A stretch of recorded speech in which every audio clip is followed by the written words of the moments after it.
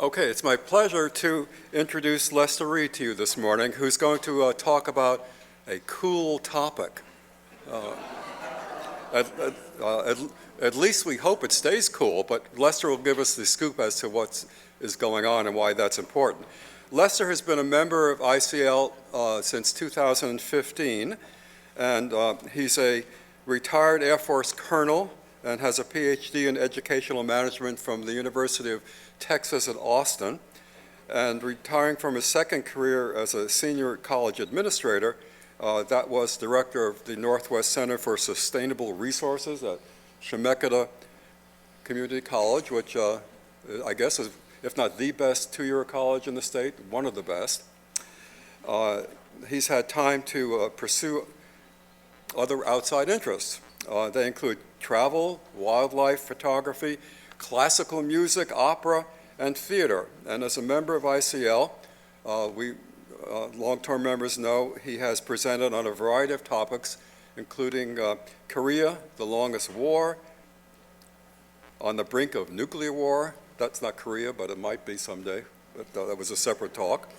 The Cuban Missile Crisis, which many of us young folks remember if the world was going to blow up, but it didn't happen, thank goodness. The big cats of the world, and how we elect a president, and the story of bears. Lester currently serves with his wife, Ingrid Brandt, as ICL's co-director of finance. So he has been a very active member of ICL. And one of the things I would say in closing is, for some reason, he has been gifted with this incredible voice that it projects so well, he probably doesn't even need a microphone, even for people like us. But under the circumstances, we'll keep the microphone on anyway. So Lester, the floor is yours.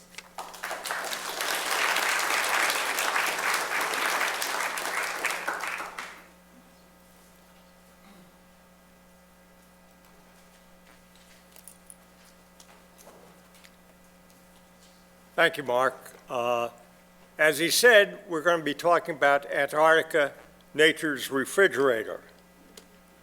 The discussion today will take a look at the history and governance of the continent, wildlife that lives there, a little bit about research and tourism in the area, its impact on the world's climate, and finally, what human impacts are doing to Antarctica and the future of the continent and the region.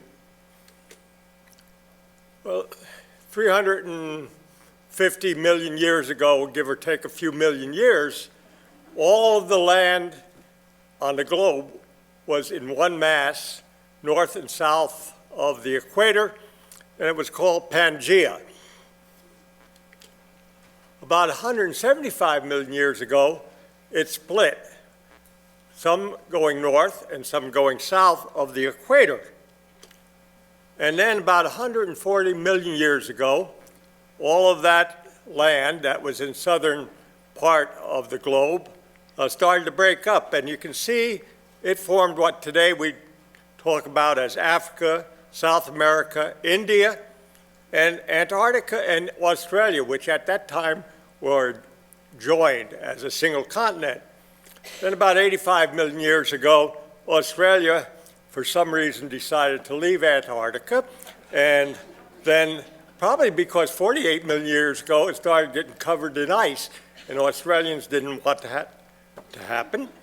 35 million years ago, Antarctica became its own separate continent, and a circumpolar sea was formed around that continent. Today we refer to it as the Southern Sea. There isn't much history that goes back very far. If you think of an ice-covered continent that has very, very violent weather storms, people didn't have much capability to get there until about 1773. James Cook crossed the Antarctic Circle. Just a quick moment. The Antarctic Circle and the Arctic Circle are not fixed geographic positions. They move with the wobble of the Earth, and the Earth happens to wobble on its axis, and today it's headed south, and So it's not exactly where it was when Cook found it. And then people said, oh, there's something down there, and they started to circumnavigate the continent, but they did not spot any land until 1820. And then that was the first confirmed sighting of Antarctica by a German explorer. And in 1821 was the first landing.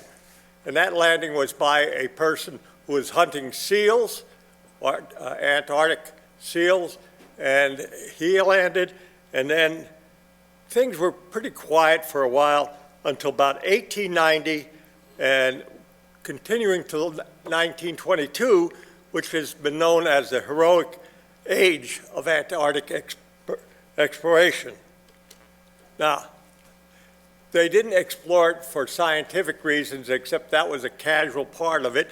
They all wanted to be first to do something on this new land. So the expedition tried to reach the South Pole and cross the continent, starting in 1893 and to 1917. The first person actually to reach the South geographic pole was Amundsen. He's a Norwegian explorer, and he planted the flag there.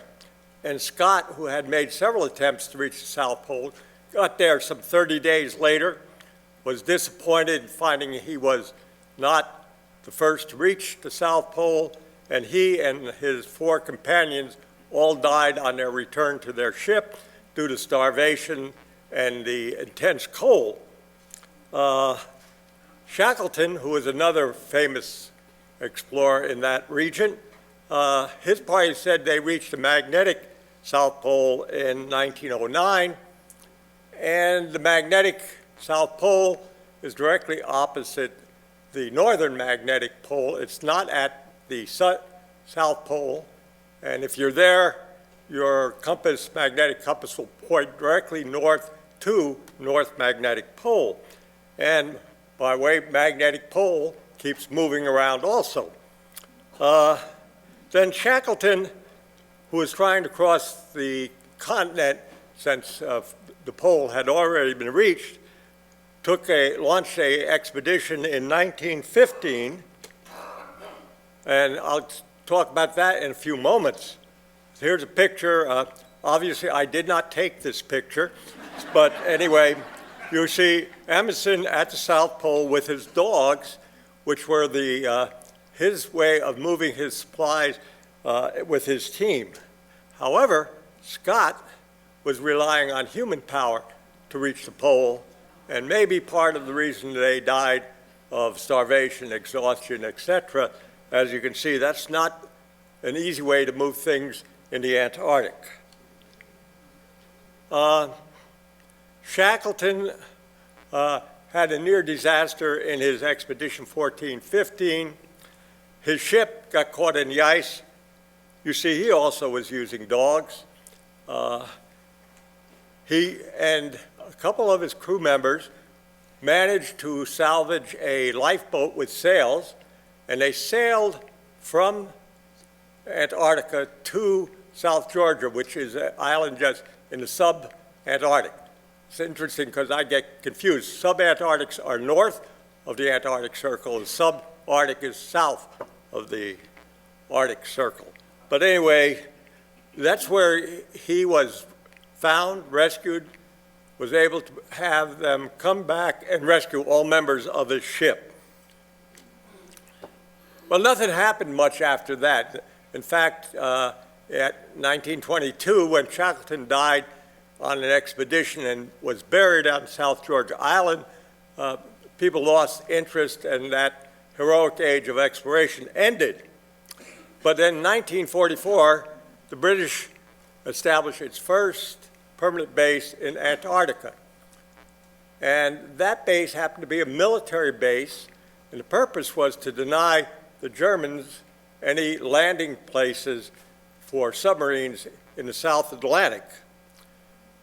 Nothing much happened until '54, when Australia established its first scientific base there.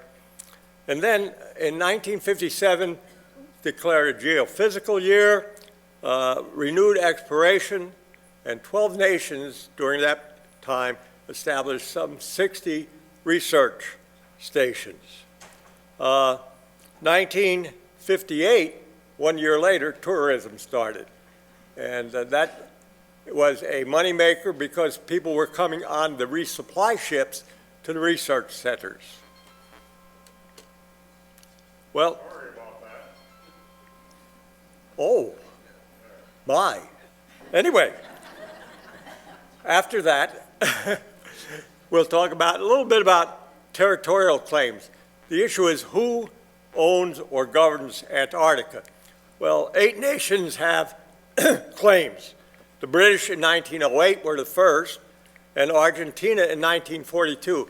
And that one from Argentina was the reason that the British established a permanent base in 1944. Argentina was technically neutral during World War II. However, they provided sanctuary for German submarines during the war. The largest claim, and that's probably since it was connected one day, of over 2 million square miles, belongs to Australia. And interestingly, the United States and Russia, back even when it was the Soviet Union, have no territorial claims to land in Antarctica. The Antarctic area is governed by a treaty from 1959, and it said Antarctica shall be used for peaceful purposes only. Currently, there are 48 signatories to that treaty. The treaty recognizes no land claims, so there's no international recognition of all those 8 nation claims. Actual governance is by a mechanism called the Antarctic Treaty Consultative Meeting.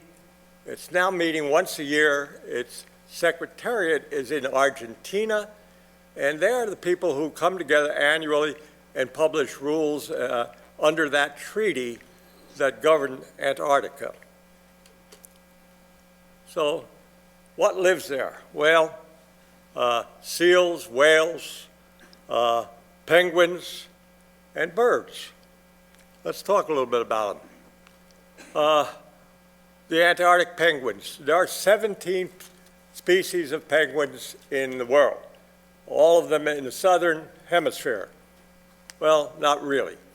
The Galapagos penguin, whose directional prowess is poor, often goes on the other side and goes into the northern hemisphere. But we'll forgive them for that. In general, they're all in the southern hemisphere. And there are 6 species that are classified as the Antarctic. And there's over 10 million breeding pair. 10 million times 2, that's 20 million. And then the young and ones who are not breeding, et cetera, et cetera. There are a lot of penguins down in Antarctica. That's one thing you'll note when you go down there. And we'll talk about the various penguins in a moment. I just want to mention the emperor penguin, which is the largest of the penguins, almost 4 feet tall. It's the only one that actually lives and breeds on the interior of the continent.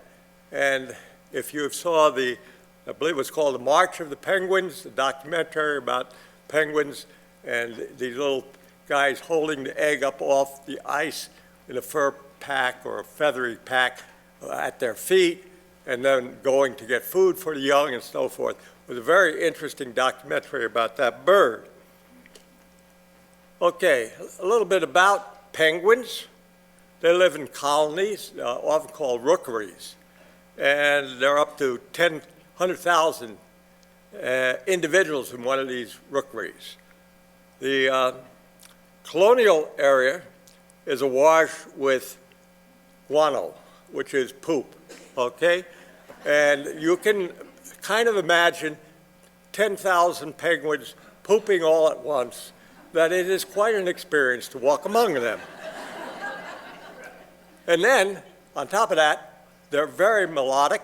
They sound like a braying jackass. So 10,000 braying jackasses pooping simultaneously is quite a sight. Anyway, the Adelie, chinstrap, and gentoo return yearly to their nest site. Specific geolocation abilities of those three types is amazing. We're not talking about the general area. We're talking about there's where I sat last year with my egg. Now, both the male and female come back. They're mostly monogamous, something like males here in the human race, but except they don't share rearing duties in the human race often. That's starting to change, I guess, a little bit. But if a mate doesn't show up in a few days, they are not shy and they go out and find another mate. But generally they stay together for life, and they spend more than half their time in the ocean. They spend winter in the ocean feeding on crustaceans, primarily krill. Penguins, with their number in the world, consume more of the sea life than any other bird. And then the emperor again, which is probably the biggest and most robust of the penguins, can dive to 1,800 feet and hold their breath for 20 minutes. That's quite an adaptation. Here's a picture of a penguin colony. As you can see, this must be a lot of fun walking through them. Careful where you step. An Adelie penguin. That Adelie is feeding its young. And one of the pair that rear that is out at sea gathering food, comes back with food partially digested, and feeds it to the young. So there's always one of the parents with the young and one out getting food. And you notice the brown, fluffy color, that's down. That's how they're born. It takes a month or so before all that transitions into waterproof feathers. So that's a process. Those things are helpless during that period of time, cannot go to sea and get their own food. Chin strap, well, obvious, you can see that little black set of feathers down its cheek.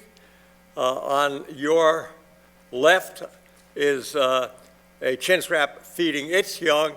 All that red stuff is regurgitated krill primarily. Kids aren't good at eating all their dinner, I guess. I'm not sure. You can see this one, the white has now come out, the feathers are forming, and the gray eventually will be black feathers. So this one is older than the one in the previous slide. Then the Gen 2, and all these guys are about 2 feet tall. They're small animals, but I want to show you, on your right are the nests that these penguins use. They're created with little pebbles, and they're strategically placed so that they can't reach each other and peck. I don't know what it is. Pecking, if you go out among some penguins, you'll get pecked. It's not an aggressive thing. I think it is aggressive for penguins, not to humans, but it's interesting that an animal can figure out to build its nest so it doesn't get bothered. The emperors on your right, I've talked about them. They're the biggest and the ones inland. The king penguin is second largest. It is classified as an Antarctic penguin, but it does do most of its breeding and living outside of the Antarctic Circle. Huge colonies on South Georgia Island, the Falklands. And then is the macaroni penguin. Has nothing to do with pasta, believe me. In the 1700s, the word macaroni was used to describe a fashion, and that fashion included a floppy hat with feathers. Now, it also was used to describe a person who dressed above their social level. And the British soldiers in the Revolution used it to deride the American revolutionaries. You know, Yankee Doodle. Yankee Doodle came to town riding on a pony, stuck a feather in his hat, and called it macaroni. That's what that's all about. Okay, some aggressive Antarctic birds. The skua is the only bird that actually lives year-round in Antarctica. And then the giant petrel, southern giant petrel, is that bird that, if you've been to Antarctica, you'll see flying next to your ship as it goes into the Antarctic waters. Most of the albatrosses and petrels stay north of the convergence zone. That's where the Southern Ocean meets the southern parts of the Atlantic, Pacific, and Indian Ocean. And it's a very distinct geographical place where those cold waters and warm waters come together. But the giant petrel comes down there, and both of those will kill and eat young penguins, as well as their eggs, breaking into their eggs. But however, my favorite Antarctic bird is named the Arctic tern. And the Arctic tern is a really long-range flyer. That bird nests not every other year, or it makes the trip from Antarctica to Arctic and back every year, but about every second or third year, it actually nests in the Arctic, has young, then they return to be in the Antarctic area during the Antarctic summer, and that's about 25,000 miles a year. The bird can live over 30 years. You can do the math and see how many frequent flyer miles it might accumulate in its life. And then just to give you perspective of this bird, it weighs less than 4 ounces. Now just think of you flying 25,000 miles and weighing less. Well, some of us would like to weigh a little less, but not 4 ounces, obviously. Okay, Antarctic fur seal.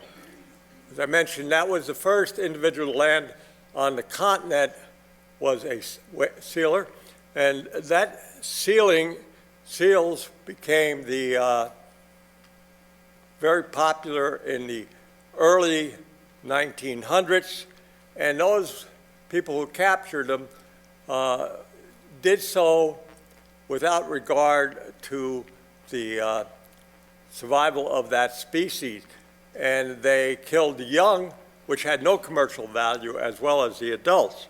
There are other seals down there. Oops. Wait a minute, I have to go back if I can do this. Oh, that didn't work. Oh, now I have to have technical assistance.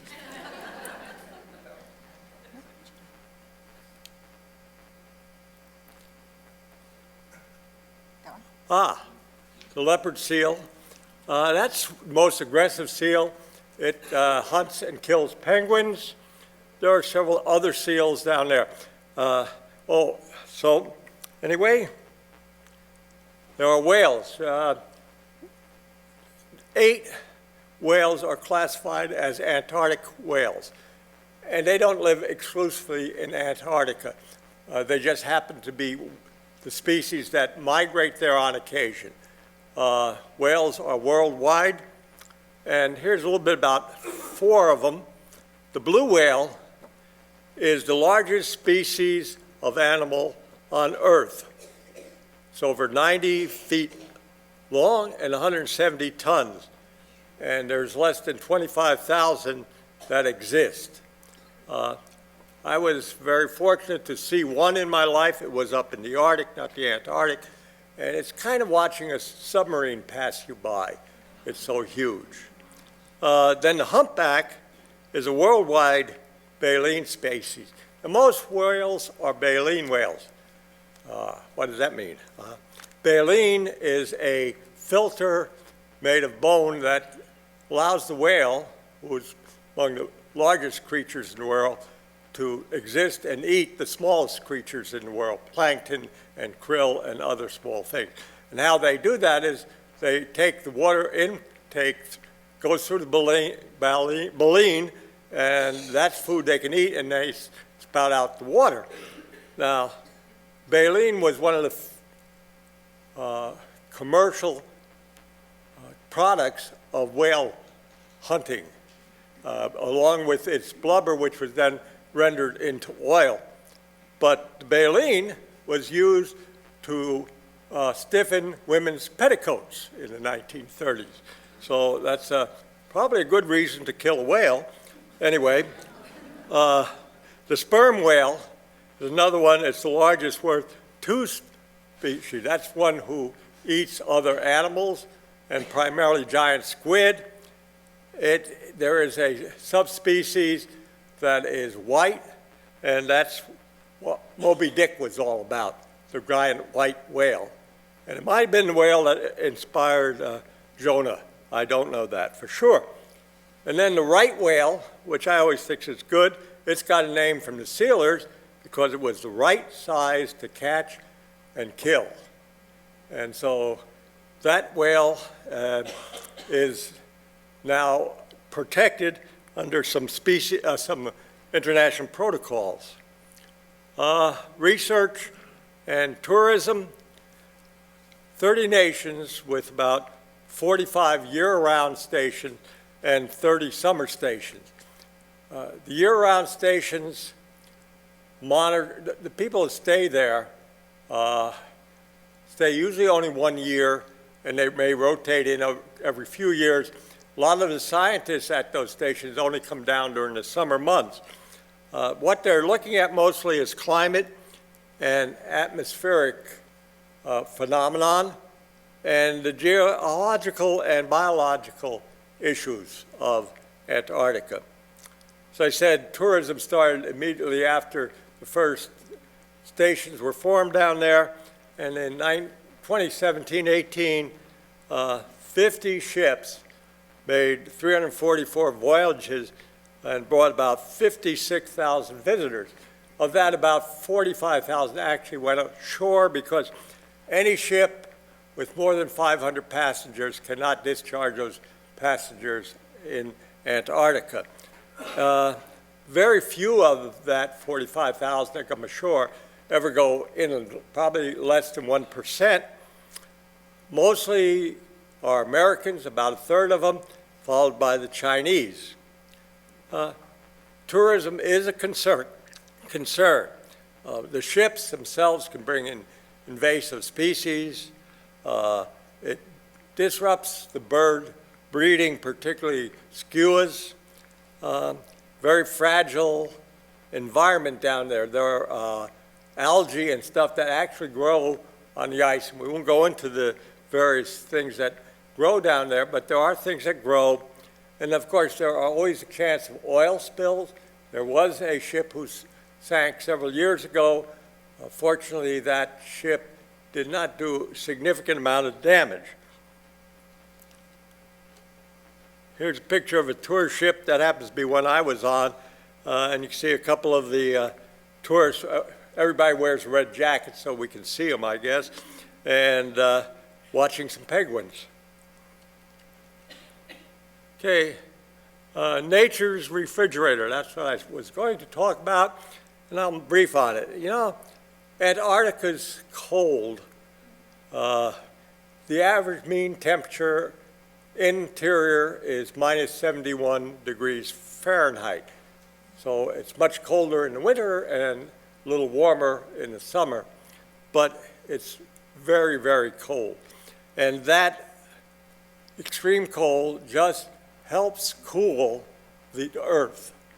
And the Southern Ocean is also just around freezing, and it's a major global heat sink.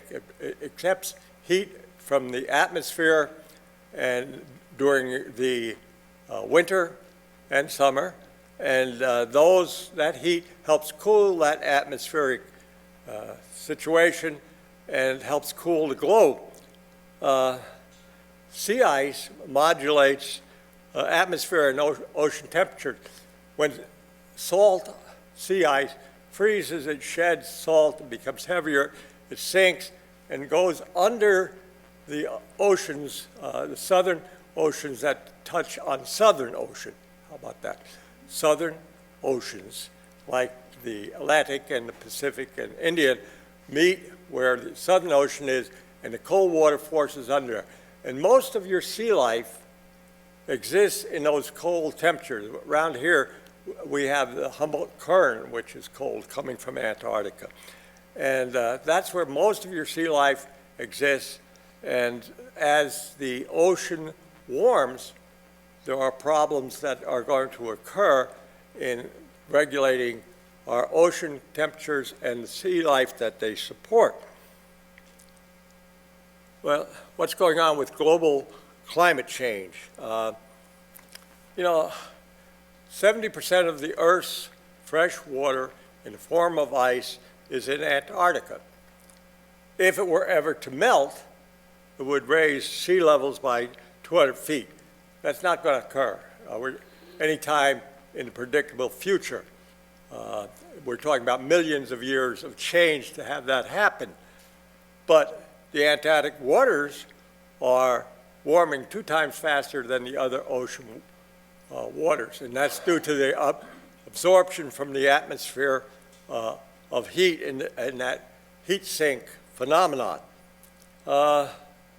Sea ice is rapidly diminishing in some areas. Now, not only does that change how much cold water gets under our other oceans, but it also, krill is the main food source in all of Antarctica. That's what whales eat, penguins eat, and they breed under the sea ice when it forms. The biomass of krill is equal to the biomass of humans on the Earth. So it's not a small number of animals, but as the sea ice diminishes, the number that can breed diminishes. West Antarctica is where most of the change is occurring.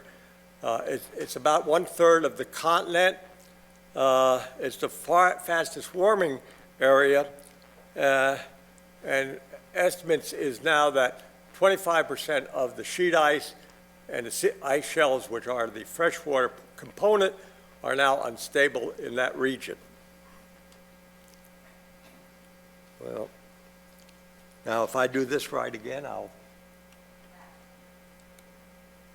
Okay.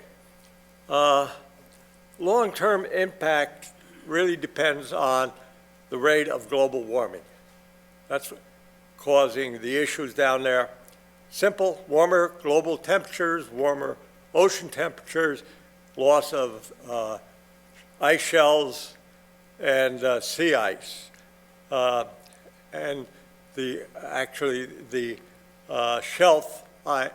shelves are freshwater floating on the ocean but connected to the land. So they don't, and they are melting at an alarming rate. Based on projections, and you can find them all over the map. But looking through them, I distilled from that pretty much that West Antarctica will warm by 10 degrees Fahrenheit. That's a lot of warming. And that impacts mostly the peripheral of the continent, not the interior. The interior is also warming, but again, when its mean temperature is minus 71, it takes a lot of warming to make that difference. The sea ice is predicted to dramatically shrink, and the Southern Ocean will warm by 4 degrees Fahrenheit. Now that is a significant warming in a huge body of water.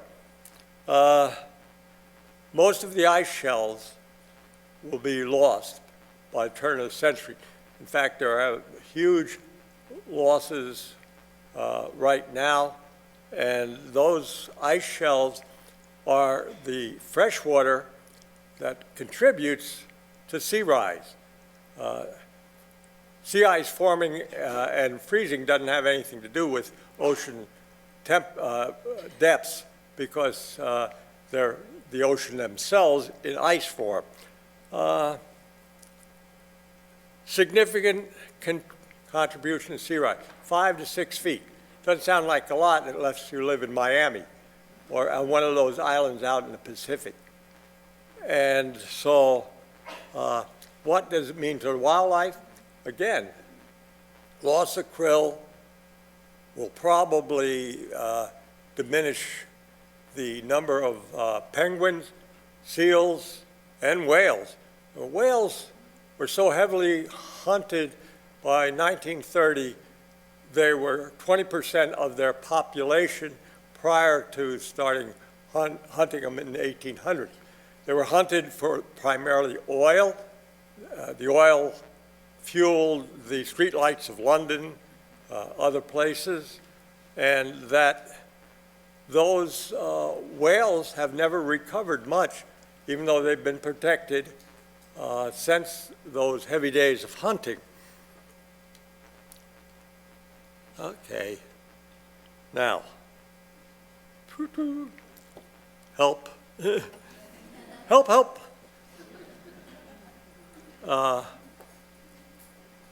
Someday, if I turned the light on, I probably could see the keyboard, but that's, Where do you want to be? That's the end? yeah, That one? there, that's good. Okay, well, the issue is global warming. And is it too late to change the future of the globe as well as Antarctica? I'm by nature a pessimist, and I originally said no, but now I say perhaps because there are people who don't think global climate change is occurring or has anything to do with human behavior. And in their case, perhaps they're right, and the 98% who do believe it's caused by human are wrong. But the major impacts are already there. The greenhouse gases that are already been released into the atmosphere, if we stopped right now, mostly would at least persist at their levels for a century and maybe in higher quantities than before for many centuries. And it takes a long time to change the Earth. Oceans warm, and if there's still the same amount of greenhouse gases up there, they're not going to cool. So some time will be needed when we stop producing the greenhouse gases for them to diminish, and then the reverse process of ocean cooling can occur. Putting the economy first is a natural behavior, it seems to me. We now have an administration that does some things. For example, just in the last couple of weeks ago, they reversed one of the Obama-era regulations limiting methane reaching the atmosphere by oil and natural gas companies.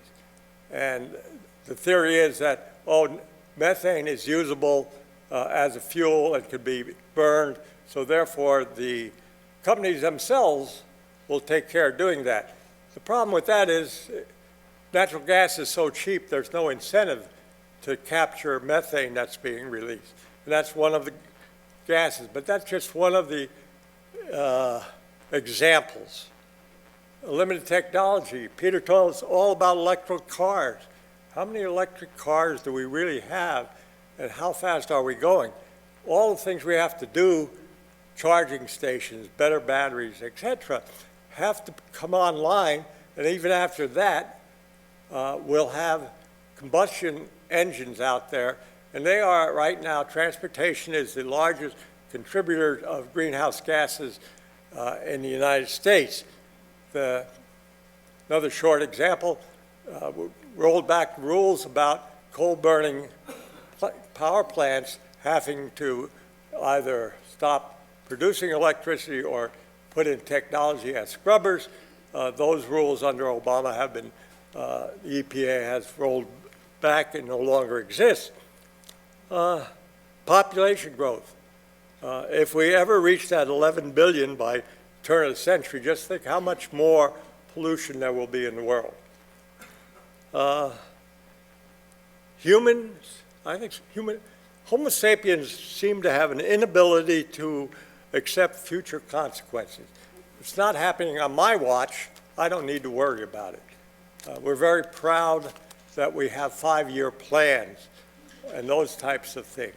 And we're talking about a global problem that's going to take long periods of time to change, and I'm not sure that we're up to it. Anyway, thank you very much. We probably have some time for questions, and I'll try my best to answer those.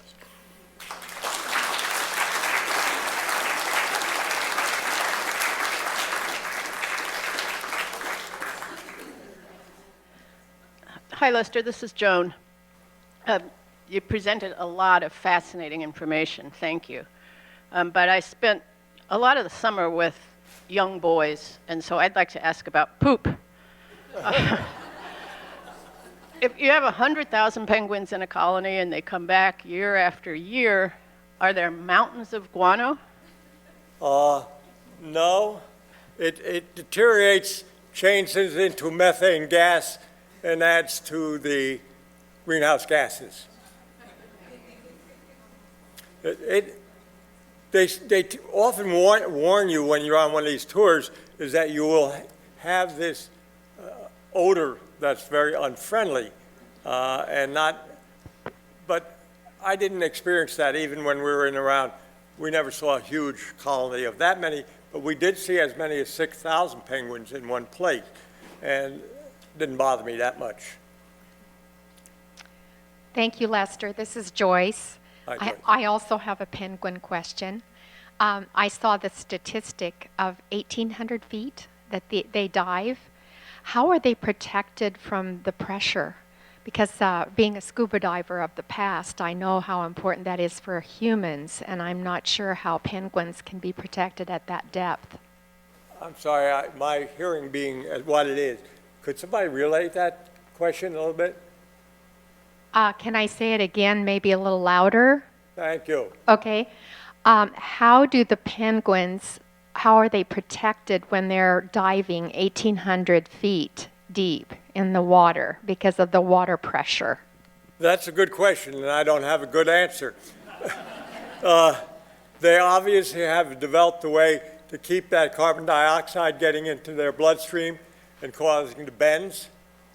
And the fact that they can stay down there only 20 minutes, they don't have a long time to decompress as they come up. And I guess it's one of the mysteries of evolution how that occurred. Lester, I had a question. This is Jim, regarding the guy walking around in the back, this person, me. You were talking about the exact opposites of the magnetic poles. In other words, they're exactly opposite each other. Do you know how that works? I've always been curious about the magnetic pole and why it drifts. Is it the magma that's creating it, or what is it? Well,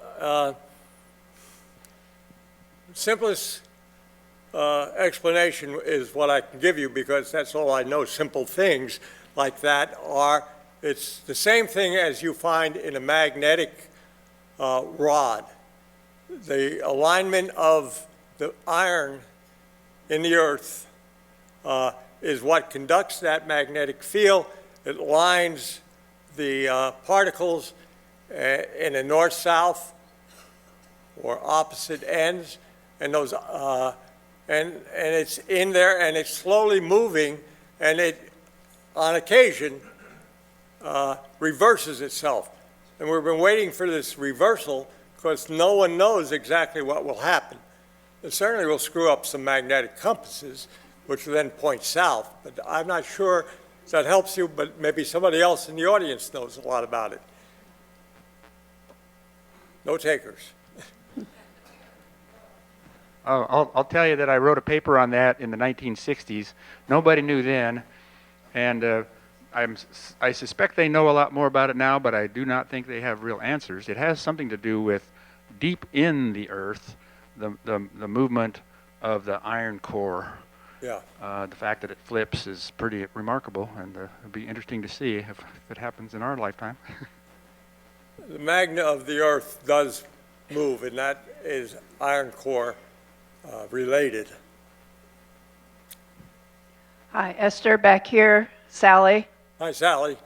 Mine is not nearly that technical, but all of the tourists that are going there now, have they changed the atmosphere or done anything to the animals down there? Or that, I guess that's my question. Has the American or the people changed the atmosphere? I don't, the numbers are small when you compare the total population of the Earth and what's going on. And there's not, except for some of the greenhouse gases generated by the ships in that area, I don't think they're a major contributor. What they are, though, are a major threat of some catastrophic event like a major oil spill. I mentioned algae growing. Yeah, it's interesting, you can go there and you can see on ice in the summer when we have that intense all-day sun where this red and green algae grow actually on the ice. And if you go on that, you're breaking up that ecosystem. So I'm not sure what I read about the penguins, because that's a lot of poop. And they contribute only a small fraction to the greenhouse gases that are being generated by other places and other people. This is Karen, Yeah. back here. You mentioned that we know that the ice is melting quite rapidly, but you said that it would never all disappear. How can you be certain? What's going to stop it? Well, first of all, the destruction of ice, the freshwater ice, is not really caused by the atmospheric temperatures, even though there's sun 24 hours a day. It's caused by the warming ocean penetrating under the ice sheet. Now, the ice sheet is 3 to 5 miles thick and covers 98% of that continent. And that warm water under both the ice shelves and the sheet ice is what is destroying the ice. And so it's not melting from above, but from below.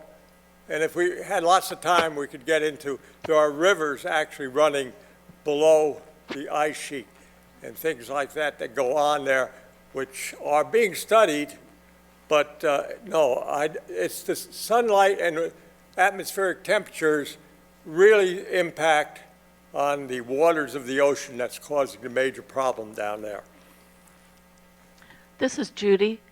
We're going back to Antarctica at Thanksgiving time, and we're going on the first hybrid ship, Norway's Roald Amundsen. Yeah. So I guess while we're down there, a lot of times we'll be on like silent running. But to answer one of the other questions, when you do get offshore, the guides, the people from the ship, are very cognizant of where you're going.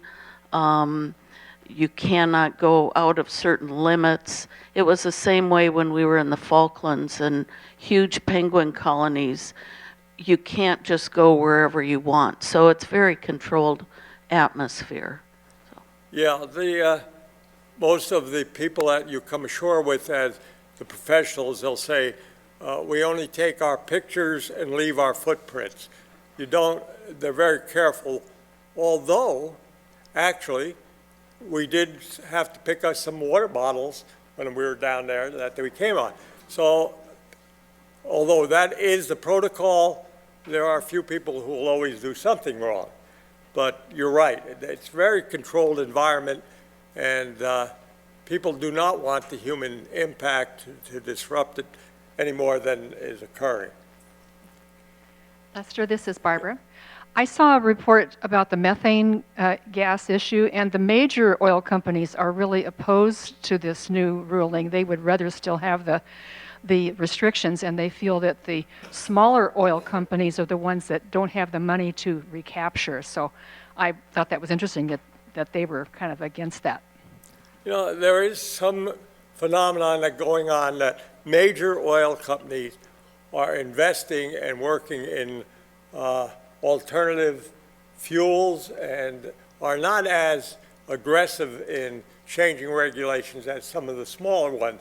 And it's some of the fracking companies that really are the ones that methane is becoming a problem with, not necessarily the drilling of oil. Lester, as always, we're thrilled with your presentation. It was a great job. How many times have you been to the Antarctica, actually? Just once. Just once, okay. Yeah, But it was almost 12 days, and we did lots of interesting things. We went and visited a research station. We took water kayaks out and paddled around, and we went to Deception Island, which I didn't show a picture of. Deception Island is a caldera, a volcano, and people went by it and couldn't find a way to get into the center, and then someone discovered a passageway, and it became a major whaling station, and you can see the impact of what went on when they were rendering all this blubber and stuff with the rusted tanks and all the furnaces, and it's usually a stop that you'll make when you're in Antarctica now to go into the interior of Deception Bay. There are live volcanoes, so there are all sorts of phenomenon that you can see. Most of the people land in western Antarctica on the peninsula. It is, that's the 2% that is not covered with ice continually. All right, well, it's time for our break, so let's give Lester a big hand.